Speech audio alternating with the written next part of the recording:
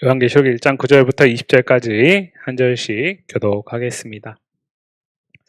나 요한은 너희 형제요 예수의 환난과 나라와 참음에 동참하는 자라. 하나님의 말씀과 예수를 증언하였으므로 말미암아 반모라 하는 섬에 있었더니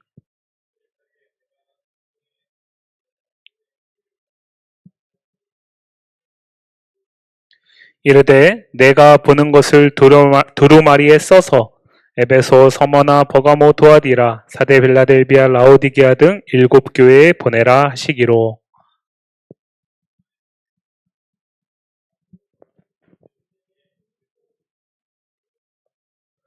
촛대 사이에 인자 같은 이가 발에 끌리는 옷을 입고 가슴에 금띠를 띠고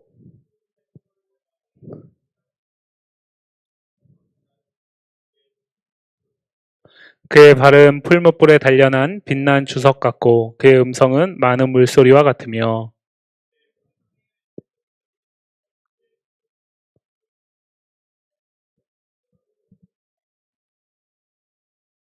내가 볼 때에 그의 발 앞에 엎드러져 죽은 자 같이 되매 그가 오른손을 내게 얹고 이르시되 두려워하지 말라 나는 처음이요 마지막이니.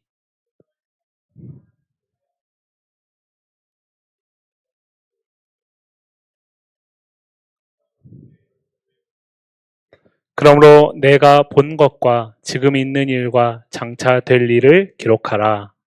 내가 본 것은 내 오른손의 7별의 비밀과 또 7금촛대라. 7별은 7교회의 사자요 7촛대는 7교회니라. 아멘. 이는 살아계신 하나님의 말씀입니다. 아멘. 오늘 시간 우리 안에 성령께서 하나님의 말씀을 깨닫게 하시는 계시가 일어날 수 있기를 원합니다. 우리가 첫 시간에 요한계시록을 살피면서요, 이 말씀이 이 말씀에 대한, 이 요한계시록에 대한 여러 오해와 편견에 대해 말씀을 드렸고요. 특별히 그 가운데서 요한계시록이 마치 어떤 노스트라다무스의 예언서와 같이 세상에 일어나는 모든 일에 대해서 미리 예고하고 있는 것처럼 받아들이는 것이 우리가 가진 요한계시록에 대한 잘못된 오해이고 편견이다라는 부분을 말씀을 드렸습니다. 지금 우리가 언론을 통해 접하고 있는 중동의 그 상황들을 가지고서도요, 또 일부는 그걸 가지고 또 성경에서 근거를 찾고 그것이 마치 엄청난 계시인 것처럼 말을 하고 있는 것을 접하게 되는데요. 그렇지 않습니다. 하나님의 말씀이 깨달아지는 것, 그 말씀이 깨달아지고 그 말씀 속에서 예수 그리스도가 누구신지를 알고 하나님이 누구신지를 알고 그것이 오늘의 우리 성도와 교회를 향한 하나님의 말씀이다라는 사실을 깨닫는 것이 참된 계시인 줄 믿으시기를 바랍니다. 예, 오늘 우리가 말씀 요한계시록 1장 9절부터 20절까지 앞에 부분이 이제 표제이고 인사였다고 본다면 서론이 오늘 본문 9절부터 시작이 됩니다. 그래서 우리가 함께 읽은 본문을 보면요, 11절에서 이제 2장과 3장에 나오는 소아시아 7교회를 향한 대상이 기록되어 있고요. 그리고 이 편지를 쓰는 요한이라는 자기 자신에 대한 소개가 9절에 기록되어 있습니다. 그리고 12절부터 16절까지는 요한이 이 반모섬에서 보는 환상의 내용이 기록되어 있고 17절부터 20절까지는 그에 대한 해석이 기록되어 있고요. 12절부터 16절까지의 얘기는 2장과 3장의 7교회에 나타난 사자의 모습이 하나하나씩 사실은 드러나고 있는 것입니다. 오늘 우리가 이 본문을 모든 부분을 다 살필 수는 없어서 계시록 2장과 3장에 나오는 이 12장 16절에 대한 비유에 대한 부분은 언급만 드리고요. 좀 더 큰 관점에서 보도록 하겠습니다.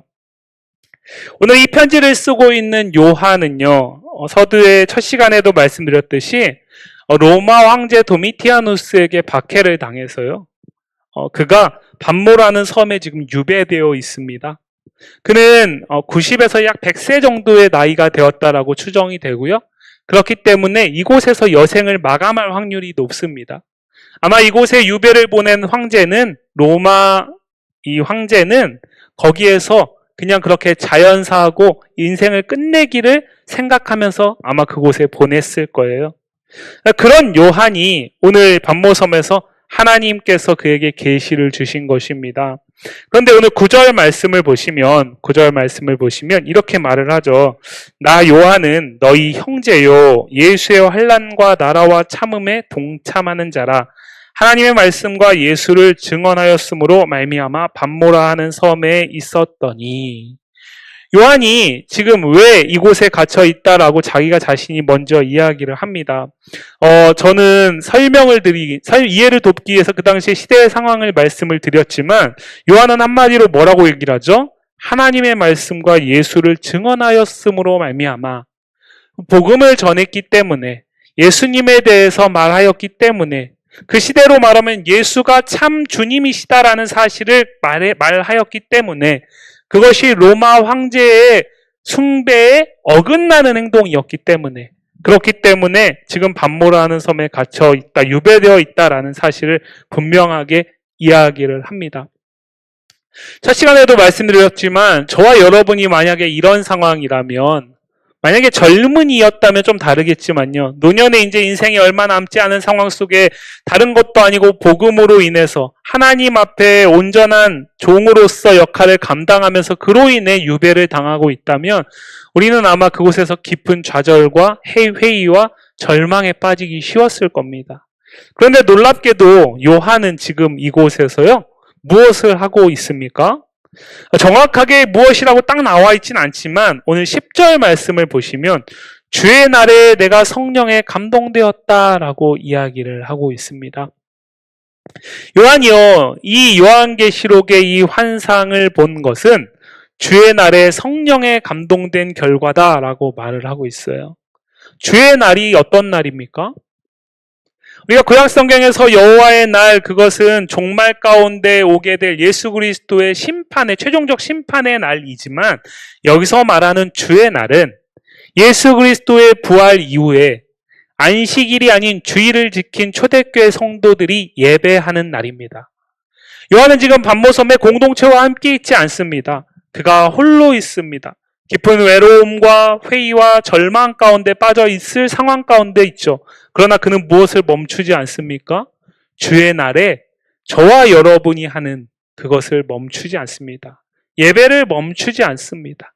어쩌면 지금 우리 시대와 같이 어떤 정형화되어 있고 어떤 틀이 갖춰져 있는 예배는 아닐지 모르지만, 그는 그곳에서 하나님께 그의 마음을 토로하고 있고요, 그곳에서 입술로 찬양하였을 것이고요, 그곳에서 말씀을 기억했을 것입니다. 그러한 상황 속에서 성령께서 요한에게 찾아오셔서 그를 감동시킴으로 주신 말씀이다 라는 사실을 이야기를 하고 있어요. 우리가 오늘 본문에서 특별히 조금 더 주목해 보려고 하는 것은 9절 말씀입니다. 9절 말씀. 우리 9절 말씀 한번 성경 보시고요, 같이 한번 읽어보겠습니다. 나 요한은 너희 형제요 예수의 환난과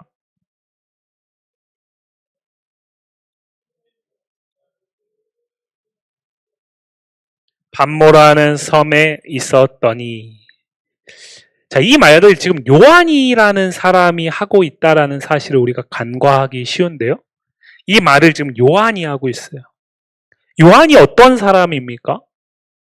우리가 복음서에서 만나게 되는 요한은 어떤 사람이죠? 그는 원래 이런 사람이 아니었어요. 오늘 본문에만 놓고 보면 그는 되게 온유하고 침착하게 느껴지지만 그는 사실은 성질이 아주 급한 사람이죠. 성질만 급한 사람이 아닙니다. 그는 예수님의 십자가의 죽음에 대한 예수님의 말씀, 그리고 사흘 만에 다시 살아날 것에 대한 부활 예고의 말씀을 들은 이후에도 그의 어머니를 통해서 청탁을 해가지고 예수님이 나중에 영광의 자리에 있을 때 좌편과 우편에 자리를 구했던 사람이에요. 이 사람은 예수님이 있을 때 예수님과 함께 했던, 예수님의 택함을 받았던 제자지만, 이 사람은 어떤 사람이었냐면요, 영광만 바라보는 사람이었어요. 더 정확히 말하면 세상의 영광만 바라보는 사람이었어요. 요한만 그런 것은 사실 아니에요. 예수님이 이 땅에 초림하셨을 때 그 땅에 있던 대부분의 사람들은 예수님이 로마의 박해로부터, 로마의 식민지로부터 우리를 해방시켜 주실 정치적인 강력한 힘을 가진 군사적인 메시아로서 기대하고 기다렸어요. 그런데 예수님의 모습이 그것과 너무나 벗어나 있는 거죠. 그래서 결과적으로 예수님을 배척하고 십자가에 못 박아 죽이기까지 하는 겁니다. 근데 요한도 다르지 않은 사람이었어요. 그런데 오늘 본문에 보면 요한은 자기 자신을 어떻게 소개하고 있죠? 나는 예수의 환난과 나라와 참음에 동참한 너희의 형제다라고 얘기를 하고 있어요. 요한이 어떻게 이렇게 바뀌어버렸을까요? 우리가 알고 있듯이 그가 예수 그리스도의 죽으심과 부활, 특별히 이 요한은 예수님의 십자가의 죽음의 그 현장에 가장 가까이에 있었던 사람으로 추정이 되는 제자예요. 왜냐하면 예수님이 당신의 어머니를 맡기기까지 했던 제자이기 때문입니다. 이 요한은 그 죽으신 십자가, 그리고 그의 부활, 그리고 부활하신 이후에 승천하시기까지의 40일 동안 예수님을 통해서 하나님의 나라에 대해서 배우고 듣고, 그리고 그 예수님이 승천하신 이후에 약속한 성령이 임한 것을 통해서 비로소 예수님께서 그 이전에 그에게 주셨던 수많은 말씀들을 통해서 예수의 길을 걷는다라는 것은, 예수의 나라에 참여한다라는 것은 자신이 그 이전에 생각했던 높은 자리, 높은 지위, 승리의 영광의 그 자리가 아니라 주님이 걸어가셨던 그 죽음과 고난과 환난을 함께 걸어가는 것이다. 그 가운데서도 참고 견디는 것이다 라는 사실을 온몸으로 실존적으로 깨닫게 된 것입니다. 오늘 본문이 요한계시록이니까 그렇죠. 우리가 알고 있는 제자들이 다 그렇습니다. 예수님과 함께 했던 3년 가까이를 동고동락했던 그 모든 제자들이 그렇단 말이에요. 그런데 예수님이 그들을 버리지 아니하시고 깨우치시고 성령께서 그들에게 감동하셔서 그 예수님의 말씀을 생각나게 하신 거죠. 요한복음 14, 15, 16장에 나오는 것처럼. 그 결과 요한은 지금 그 길을 걷고 있어요. 그 길을 걷고 있어요. 그런데 오늘 이 환난과 나라와 참음에 동참한다라는 이 표현은 표면적으로 보기에는 세 가지를 이야기하는 것 같습니다. 그런데 사실은 원문을 보시면요, 정관사 하나에 묶여있는 세 단어예요. 그게 무슨 얘기냐면요, 예수의 나라는 곧 예수로 인해서 당하는 환난, 그리고 그 가운데서 참음을 통해서 이루어진다라는 거예요. 사랑하는 성도 여러분, 우리가 교회 공동체를 통해서 또 말씀을 통해서 많이 듣는 것이 나라라는 개념이잖아요. 하나님의 나라, 그것은 어떤 지정학적인 위치를 말하는 것이 아니다라는 것을 우리 너무 잘 알고 있어요. 하나님이 통치하시는 영역이잖아요. 그죠? 예수의 나라 마찬가지입니다. 예수 그리스도가 통치하시는 영역이에요. 사실은 하나님의 나라나 예수의 나라나 다르지 않습니다. 그런데 문제는 뭘까요? 오늘 본문에서 요한이 하나님의 나라가 아니라 예수의 나라라고 표현하고 있는 데는 이유가 있어요. 왜냐? 이 예수의 나라에는 환난과 참음이 훨씬 더 분명하게 부각되기 때문에 그렇습니다. 이 얘기를 왜 할까요? 아마 1차적으로는 자신과 같이 이제 자신은 유배에 왔지만 자신과 같이 유배라는 어떤 현실적인 어떤 압박이나 박해는 아닐지라도 그 두려움에 잡혀있는 그 당시에 많은 성도들에게 이야기하는 거죠. 사실 복음을 따라 살아간다라는 것, 사실 우리가 예수를 믿고 그의 나라를 사는 것은 원래 그런 거라는 거예요. 원래 환난이 있고 그 환난 가운데 참음이 있어 견뎌내면서 우리는 그 나라를 사는 자들이다라는 사실을 얘기하는 거죠. 우리가 오늘 마지막 찬양으로 함께 했던 그 찬양 가운데 그 찬양의 제목이 성도의 노래라는 찬양이거든요. 고린도후서 5장 말씀을 가지고 만든 가사예요. 그런데 그 모습이 바로 요한의 모습이고 요한의 감독을 받았던 초대교회의 많은 성도들의 모습이기를 요한은 기대하면서 이 편지를 쓰고 있는 거예요. 두 가지 이유겠죠. 이미 그 길을 잘 걷고 있다면 포기하지 말고 그 길을 걷도록 위로하기 위해서. 만약에 그 길을 벗어나려고 한다면, 왜요? 두려움이 있잖아요.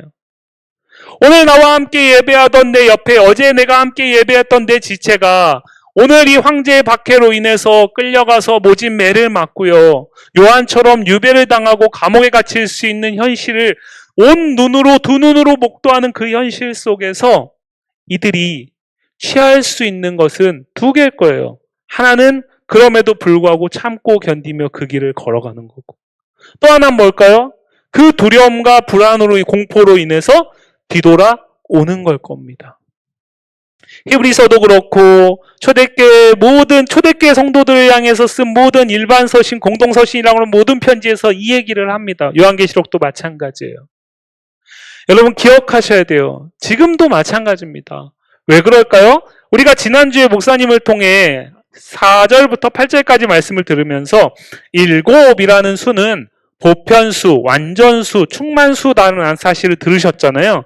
그래서 여기 나오는 7교회를 향한 이 편지는 단순하게 이 에베소, 서머나, 버가모, 두아디라, 사데, 빌라델비아, 라오디게아라는 특정한 지역의 7개의 교회를 말하는 것이 아니라 그 이후에 예수를 믿는 믿음 안에서 함께 복음의 공동체를 이루어가고 있는 모든 교회를 향한 편지다라고 말씀을 드렸던 거죠. 그러면 이 얘기는 2025년을 살아가는 오늘 교회를 이루어가는 우리에게도 동일하게 말하고 있는 거예요. 사랑하는 성도 여러분, 저와 여러분이 꿈꾸고 있는 하나님 나라는 어떤 모습인가요? 저와 여러분이 살아가는 이 세상에서 우리가 그리스도인으로서 살아내야 할 그 나라는 어떤 모습입니까? 여러분, 저와 여러분이 살아내야 할 그 나라에는 반드시 환란이 있다라는 사실을 잊으시면 안 돼요. 물론 오늘 요한이 얘기하는 것처럼 하나님의 말씀과 예수를 증언함으로 인해서 당하는 환란입니다. 진리 때문에 당하는 환란이에요. 그러나 그 환란이 그렇게 만만치 않다라는 거예요. 그렇기 때문에 요한은 지금 권면하고 위로하고 격려하고 경고하는 겁니다. 아니, 하나님께서 요한을 통해서 교회들을 향해서 말하고 있는 거예요. 여러분, 우리가 꿈꾸는 하나님 나라가 어떠한 것입니까? 그 말을 조금 더 쉽게 바꾸면 우리가 꿈꾸는 교회는 어떠한 교회입니까? 저와 여러분이 생각하는 하나님이 기뻐하시는 교회의 모습은 어떠한 것입니까? 어쩌면 그 모습은 그리스도의 죽음과 부활 그리고 오순절 성령 강림 이전에 제자들이 꿈꾸었던 그 모습과 조금 더 가까울 수도 있지 않겠습니까? 기왕이면 하나님이 우리에게 은혜를 주셔서 우리가 생각하는 것보다 더 창대해지고 더 많아지고 더 화려해지는 것이 우리가 생각하는 하나님 나라의 승리를 경험하는 길이라고 생각하지는 않으세요?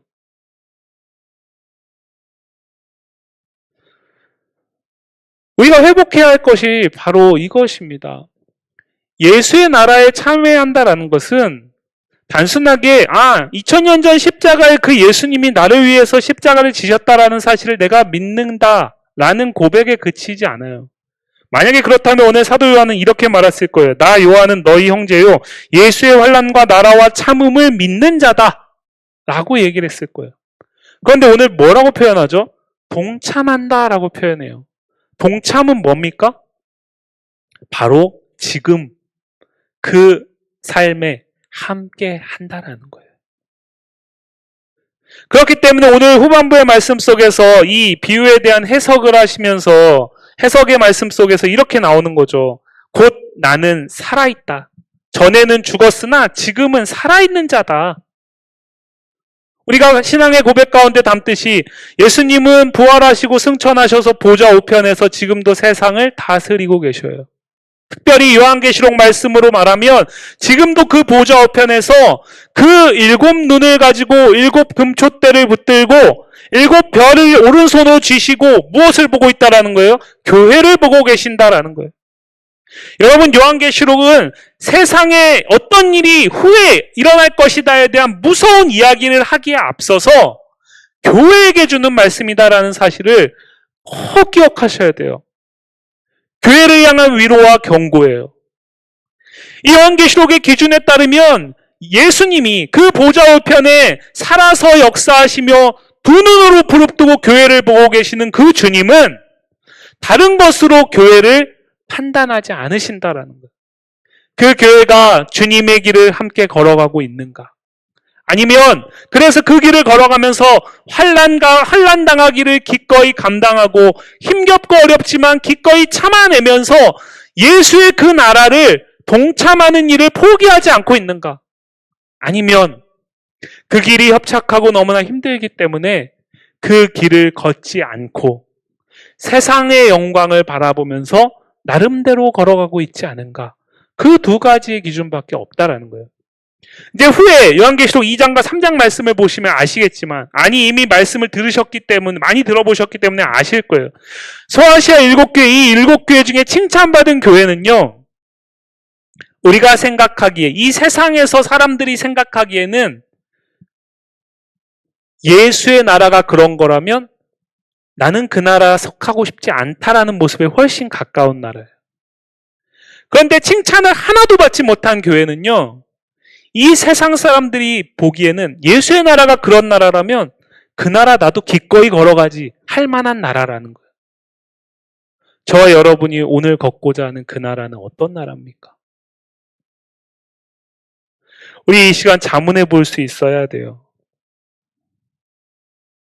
그렇기 때문에 이 예수의 환난과 나라와 참음에 동참하는 우리 안에 있는 예수의 나라를 살아가는 우리에게는 그가 주시는 복보다 그로 인해서 당하는 환난과 그로 인해서 당하는 고난과 그 가운데서 견뎌낼 수 있는 힘을 주시는 예수 그리스도가 더욱더 소중한 것입니다.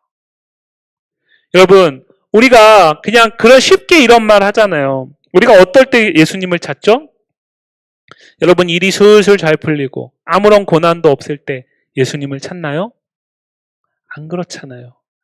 오늘 저녁 식사를 하면서 목사님하고 저희 신대원 때 동기 한 분 얘기를 잠깐 나눴어요. 근데 목사님이 이런 얘기를 하셨어요. 그분이 이제 많이 겸손해졌다. 신대원 때는 생각해보면 참 자기 잘난 맛에 자기가 정말 뭐 하나 되는 것처럼 그렇게 뻐겼다라고 보이셨던 것 같아요. 여겨지셨던 것 같아요. 근데 우연히 어떤 곳에서 봤는데 너무 겸손해지셨다. 근데 저에게도 동기잖아요. 그분이 정말 모진 고난을 당하셨거든요. 그런 겁니다. 그런 거예요. 우리가 복음 때문에 고난 당하는 것을 통해서 우리는 예수의 나라를 드러낼 수 있어요. 저와 여러분에게 이런 소망이 있잖아요. 우리가 하나님의 나라를, 내가 내 안에 있는 그 나라를 나만 살아가는 것이 아니라 많은 사람들에게 보여주고 그들을 초대하고 그들과 함께 걷기를 원하잖아요. 그죠? 그러기 위해서 어떻게 해야 하냐라는 거예요. 지금까지 우리는 이런 얘기를 더 많이 들었어요. 기왕이면 내가 그 사람보다 좀 더 나은 모습의 삶. 기왕이면 내가 그 사람이 부러워할 만한 모습의 삶. 기왕이면 우리 교회가 세상 사람들도 보기에 입이 쫙 벌어지는 그런 모습이어야 그 사람들이 우리 교회, 나의 모습, 성도인 나를 매력적으로 여기고 나에게 찾아와서 우리와 함께 하지 않을까라는 기대를 우리는 사실 많이 품어왔어요. 제가 어렸을 때부터 들었던 얘기도 그 얘기예요. 그런데 성경은요, 오늘 성경은 그렇게 얘기하지 않아요. 오히려 그 모습은 사도 요한이 예수님의 죽음과 부활의 의미를 깨닫기 이전의 모습과 더 가까워요. 오늘 사도 요한은 그 사실을 깨달은 이후에 이렇게 고백하는 거예요. 예수의 환난과 나라와 참음에 나는 동참하는 자다. 그리고 너희가 나의 형제냐? 그렇다면 너희도 이 환난과 나라와 참음에 동참함으로써 그 나라가 어떠한 것인지를 이 로마 황제의 박해 시대 가운데 있는 많은 이들에게 보여주어야 한다는 거예요. 믿음을 증명하라는 거예요. 그렇게 환난과 참음에 동참함으로, 그를 통해 드러나는 나라에 동참함으로, 살아감으로 그렇게 드러내라는 거예요.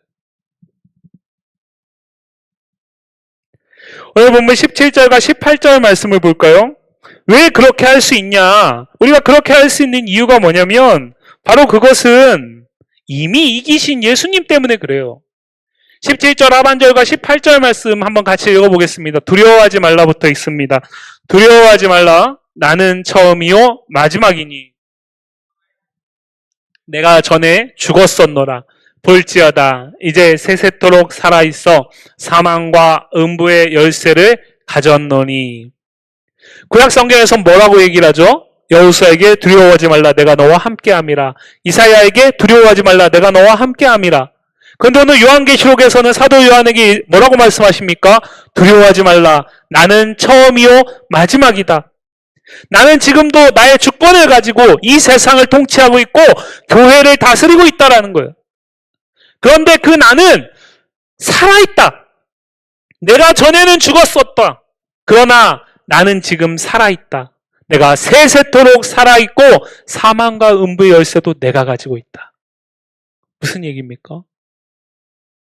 예수 그리스도의 죽음과 부활, 그 부활하셔서 살아계신 예수님의 그 완전한 승리, 영원한 승리로 인해서 오늘 사도 요한, 그리고 이 소아시아에 흩어져 있는 교회들, 그리고 그 이후에 기독교 복음 가운데 예수를 믿는 믿음 안에서 교회를 이루어가는 모든 교회와 성도들은 바로 저것 때문에 환난과 참음에 동참하면서 나라에 동참할 수 있다라는 거예요. 왜요? 예수님이 이미 이기신 길이니까. 예수님이 이미 이기신 길이니까요. 여러분, 오늘 앞에 나오는 이 13절부터 12절부터 16절까지의 이 비유는요, 구약성경 다니엘, 에스겔, 출애굽기 여러 곳의 흔적들을 함께 담고 있어요. 근데 특별히 다니엘 7장 말씀을 보시면 이 7장 9절부터 14절까지의 내용이 이 12절부터 16절까지의 내용을 그대로 생각나게 해요. 첫 시간에 말씀드렸듯이 요한계시록은 구약성경과 함께 이해하셔야 바르게 볼 수 있어요. 그런데 다니엘 7장에서 그 환상을 다니엘이 언제 봤냐? 벨사살 왕 원년에 봤어요. 벨사살은 누구냐? 바벨론의 마지막 왕이에요. 바벨론이 망하기 직전의 왕이에요. 얼마나 그 나라가 혼란스러웠겠어요. 얼마나 그 나라가 망조가 든 상황에 있는 거예요. 그때 하나님께서 주신 환상이에요. 그 환상 속에서 다니엘은 이제 70년이 되어가는데 바벨론이 망할 위기가 망한다 그러면 그 이후에 어떤 상황이 있을지 모르잖아요. 그 상황 속에서 하나님께서 주신 거예요. 그 다니엘 7장 9절과 14절 사이에 오늘 본문 13절에 나오는 인자 같은 이라는 표현이 그대로 나와요. 거기에서 하나님은 뭘 약속하시는 거죠? 나는 열방을 심판할 것이다. 약속대로 너희를 돌아가게 할 것이다. 그리고 너희는 완전한 승리와 영광을 취하게 될 것이다 라는 약속을 하세요. 그런데 오늘 요한계시록에서는 뭐라고 얘기를 하는 거죠? 사도 요한은 이렇게 얘기하는 겁니다. 그 하나님의 완전한 영광과 완전한 승리는 무엇으로 얻을 수 있냐는 거예요. 어떤 방법으로 얻을 수 있냐라는 거예요. 성도와 교회가 어떤 방법으로 그 완전한 승리를 경험할 수 있냐. 이 땅의 지상교회에서는 환난과 참음의 동참함을 통해서만 가능하다라는 거예요. 그런데 그것이 망하는 길이 아닌 이유가 무엇입니까? 이 지상교회는 천상교회와 연결되어 있거든요. 천상교회에서 우리의 영원한 승리와 완전한 영광이 우리에게 약속되어 있어요. 오늘 성경 뭐라고 얘기를 하죠? 그걸 누릴 거다라고 말하지 않아요. 그거 역시 동참해야 된다라고 얘기를 하는 거죠. 우리는 이미 그 나라에 동참할 자로 결정된 자들이에요. 그렇기 때문에 두려움 없이 지상교회에서 우리가 복음으로 인해 고난당하고 환난당할 때에, 진리로 인해서 고난당하고 환난당할 때에 그것이 참을 수 있는 이유가 될 수 있다는 거예요. 예수님이 그렇게 하셨기 때문에. 사랑하는 성도 여러분, 예수 그리스도의 죽으심과 부활이 저와 여러분을 위한 것임을 믿으시죠? 그 부활의, 그 죽으심과 부활의 십자가의 초석 위에 오늘날 교회를 이루고 있다는 사실을 믿으십니까? 그 교회에게 오늘 본문은 이렇게 얘기하고 있는 거예요. 그 영광만 누리지 말고 그로 인해 당하는 환난과 그로 인해 당하는 환난 속의 견딤을 통해서 그 나라를 이루라는 거예요. 그 나라를 나누어 가라는 거예요. 오늘 본문 20절 말씀 볼까요? 내가 본 것은 내 오른손에 7별의 비밀과 또 7금촛대라. 7별은 7교회의 사자요 7촛대는 7교회니라. 7교회는 어디에 있습니까? 지상에 있습니다. 사자는 어디에 있죠? 하나님께서 보내시니까 천상적인 존재예요. 20절 말씀은 뭘 얘기하는 겁니까? 지상교회와 천상교회가 연결되어 있다는 거예요. 저와 여러분은 이 땅에서 교회를 이룸으로 끝나는 존재들이 아닙니다.